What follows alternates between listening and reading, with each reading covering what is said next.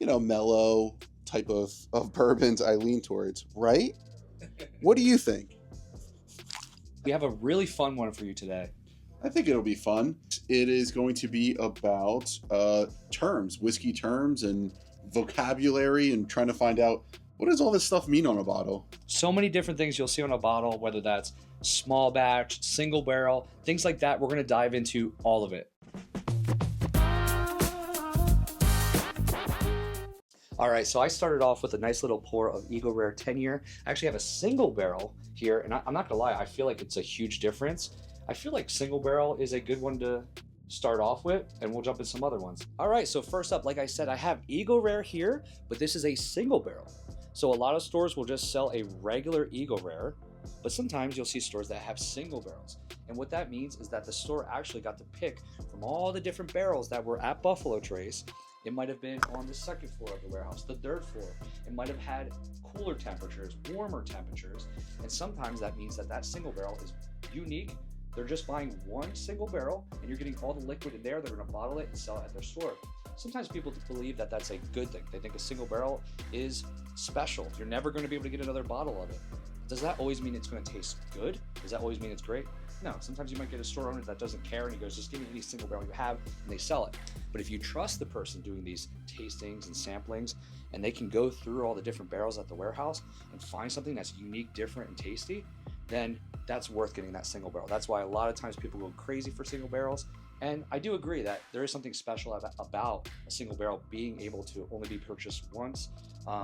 And then once they sell out of those bottles and there's nothing left of that single barrel, you'll never technically be able to try that whiskey again. All right, next I would probably, I see something called barrel proof. And this is pretty common. You'll see that with Larceny and Elijah Craig barrel proof. Also, sometimes you might see uncut, unfiltered. You might see high proof, barrel proof. All of these terms basically mean the same thing. Barrel strength. Barrel strength is a very similar term. And basically it's just uncut. So you don't proof down with water. And so it's a higher proof, higher percentage of alcohol, very little water added or no water added at the time that they bottle. And so you could find a richer tasting whiskey because it's the full whiskey coming out of the barrel. You're not going to be trying it watered down, or kind of it's the purest form of it instead of watered down to kind of get a certain taste profile. And so I would definitely say if you want to try something different, barrel proofs are really nice. You can go barrel strength and all the terms that we said, but you can go in so many different directions. And some of our favorites, Larceny, Elijah Craig, Rare Breed, all really good pours in that high barrel proof or higher proof point. Now, do you lean into barrel proof more often? Yeah, more often. I do like it. I mean, 100 proof and above is great, but I like seeing what came out of that barrel over that period of time, because it's a natural product. And so over summers and winters and all that kind of stuff, what was the way it was supposed to come right out of the barrel? We've tried not an actual pour, but we've thieved and taking samples directly from the barrel before, and that's always a great experience. And we've got to try some that don't get released in bottles, that people don't get to try. True. Because they're going to eventually add that water to it. They have to add the water, correct, yeah. But we've got to try. Yeah, and sometimes, they actually cost a little bit more because if you think about it, you can't cut with water. So you're going to have that barrel, and it has to be, that's going to just produce less amount of bottles. But yeah, that's barrel proof. All right, let's talk about small batch. That is one of the things that you see on a lot of different whiskeys at the store, especially readily available whiskeys. Now, why did they use that term? It's really just a marketing term. Small batch actually has no legal definition. Small batch could be 3 bottles, 100 bottles, 1,000,000 bottles actually. So it's just a way to make the whiskey sound special, but realistically to us, small batch doesn't mean anything special. So yeah, that's definitely an important term to know, but when you're looking for different whiskeys, that's not one that we think is special. So yeah, actually here on the Larceny, it actually says mash bill at the bottom there. And some people could be may be confused by that, but basically it's just the recipe. And so it's the recipe of all the ingredients that go into a whiskey. So, you could have your rye, wheat, corn, all those kind of things. The combination of those pieces is your mash bill. And so everything, bourbon's going to be different than rye, than Scotch, than, Japanese, and they all have some of those mash bills define the legal definition. So like bourbon has to be 51% corn as an example. Every one of those defined its definition for the mash bill, and that's what's also going to change your taste. And so if you have higher rye, maybe you'll get more spice or pine. If you have more corn, it could be sweeter. And so you can also take a look at the mash bill or the recipe to see what you might be tasting and inform you that way. Do you have any like grains specifically that you feel like you lean towards in mash bills? Like, are you a corn guy, a wheat guy? Anything that you prefer? Yeah, I definitely lean wheated. I think it's a softer, mellower whiskey, and so great examples of wheated bourbons might be Weller. It's Larceny. Maker's Mark is another very good example of wheated bourbon. And so I think those kind of more mellow type of bourbons I lean towards, right? What do you think? You almost took it. That's Nelly, that's my dog. All right, another one that you see on a lot of different whiskeys is bottled in bond.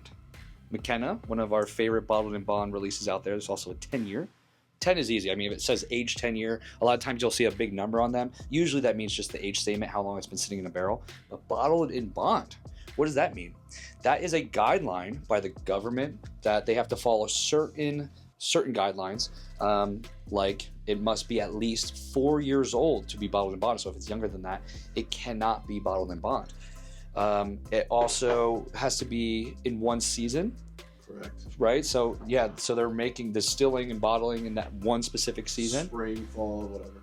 Yep. Proof, yeah. So it has to be at least 100 proof. What's the government supervision part of it? I know that's a big thing. So it's in a bonded warehouse, and they have to inspect basically. So it has to be under certain conditions, and they can't, they're going to label barrels and all that kind of stuff. So it has to be traffic actually. Like public can't be walking through things like that. So yeah, it's a little bit more structured. The other thing I just read was it was established in 1897. Ooh, Do we remember who established it? I don't. It was E.H. Taylor. Oh, it's bad because we definitely learned about that because we went to, what was it, Castle and Key, where E.H. Taylor originally was from. The old Taylor distillery, yep. And basically he did it, one, because, people were just, and I mean, there's bottle and bond. Look at these right here. Fitzgerald and, so Heaven Hill is a big bottle and bond. They do a lot of stuff. And they did it because they wanted transparency. Transparency, because there was things that were happening all over, and, there was tobacco spit, coloring, all these kind of things. And so that was a way to have, transparency, but it was also a way to sell more whiskey. And so my is quality because I'm under Bottle and Bond Act, so you could stand out in the marketplace. So yeah, apparently, it was for the consumer, but it was also to sell more whiskey. I'm grateful for it because I do think it's a standard of whiskey that's actually a good, that proof I like, the age I like, and so I actually prefer something bottle and bond under government supervision. Who cares? But I think those two pieces are pretty important. What are some of your favorite bottle and bonds? Now, for me, I will tell people, Still Austin just did a full season, or I should say 4 seasons of bottled and bond. So they did a blue corn, which I believe was their spring. They did a red corn, which was the summer. They had a straight rye, which was their fall. So they do like special bottled and bond releases, and they're really good. And Texas whiskey gets hot, so some people can't handle that. They handle it very well. And as you can see, for only 4 years, 5 years that they do theirs for, look at that color. That's insane. Any come to mind for you that are like, you love their Bottled and Bond series or? Classic is the McKenna. What's I often forget about this one, but the Old Forester 1897.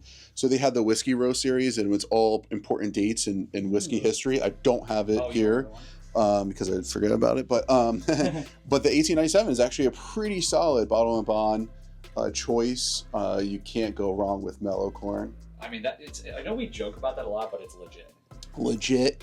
Evan Williams, white label, Bottled and Bond. So it does, just because it's under those supervisions or has those rules and requirements, doesn't also mean it's a very expensive bottle. I mean, we see right here, Old Fitz is a 10-year, just because of the older age, and then the beautiful bottle it's in, way more expensive than the Bottled and Bond. So the mellow corn. Bottled and Bond doesn't necessarily mean, price either. So just because they have it on the bottle, we still want to look at what else you're getting with that. But yeah, those are some of my favorites. Another big term in some whiskeys that we really enjoyed is when it's double barreled or double oaked.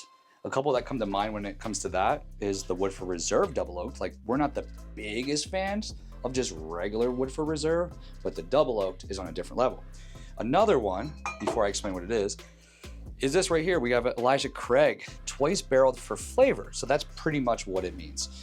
So they're gonna put it in one barrel, and then they're gonna actually at some point take it out of that barrel and put it in another one. And what they found out that it'll actually bring out more flavor. Sometimes that flavor is darker. You might get like dark chocolate, maybe a little bitterness, more oakiness. A lot of times people like it, but if you're just an everyday whiskey drinker, it might be too much for you. It might be too complex, too much flavor. So that's double oaked. Am I missing anything that comes to mind? No, and actually, the double oaked, these are two new charred oaked.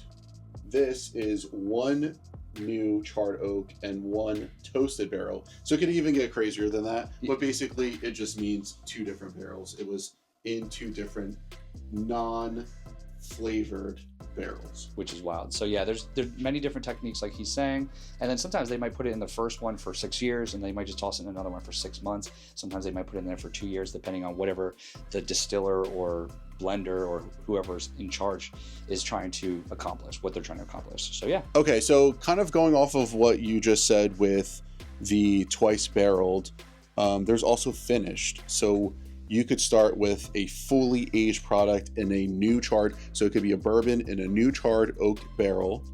Then you can move it, instead of another charred barrel, you can move it to a different type of alcohol barrel.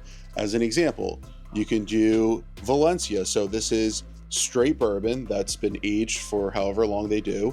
And then they finish in the Vino de Naranja orange wine cask, Hungarian wine cask, rosé cask. Penelope's, kind of famous for those kind of things. Maple, you could do maple syrup. You could do, all of these other barrel. We could do rum. One of our favorite ones.